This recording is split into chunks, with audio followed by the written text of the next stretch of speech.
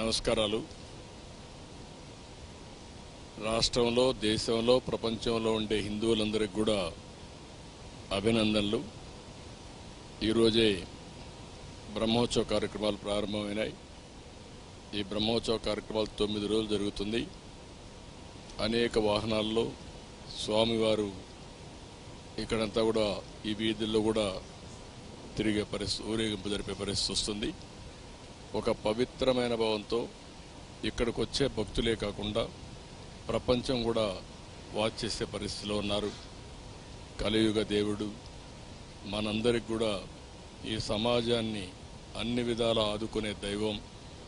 నేను ఇప్పుడే కాకుండా నాకు ఒక అదృష్టం, అనేక సార్లు, అందరికంటే ఎక్కువ సార్లు బ్రహ్మోత్సవానికి వచ్చి దేవునికి ప్రభుత్వ తరపున లాంఛనాలు సమర్పించే అవకాశం వచ్చింది. దీనికి నేను గర్వపడుతూ ఈ పవిత్రమైన రోజున మీ అందరికీ విజ్ఞప్తి చేస్తున్నా. ఈ 9 రోజుల్లో ఒక 15 లక్షల మంది భక్తులు ఇక్కడికి వస్తారు. ఈ 15 లక్షల మందికి ఎలాంటి ఇబ్బంది లేకుండా టీటీడీ మేనేజ్మెంట్ అయితే అన్ని కార్యక్రమాలు చేపడుతున్నారు. ఇక్కడ వసతి కానీ, పరిశుభ్రత కానీ, వచ్చిన వాళ్ళని అన్ని విధాలా జాగ్రత్తగా చూసుకునే విధంగా అన్ని కార్యక్రమాలు సుజావుగా జరుగుతాయి.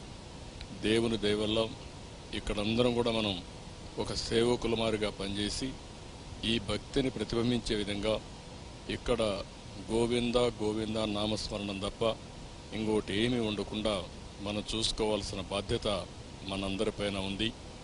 అలాంటి పవిత్రమైన కార్యక్రమంలో ఎవరైతే మనం భాగస్వాములు అవుతామో అది చరిత్రలో మనం మిగిలిపోయే పరిస్థితి వస్తుంది. దేవుడు ఆశీస్సులు మెండుగా ఉంటాయి.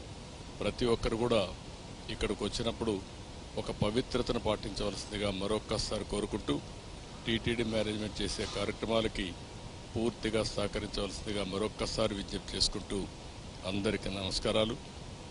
ఓం నమో వెంకటేశాయ. గోవింద గోవింద.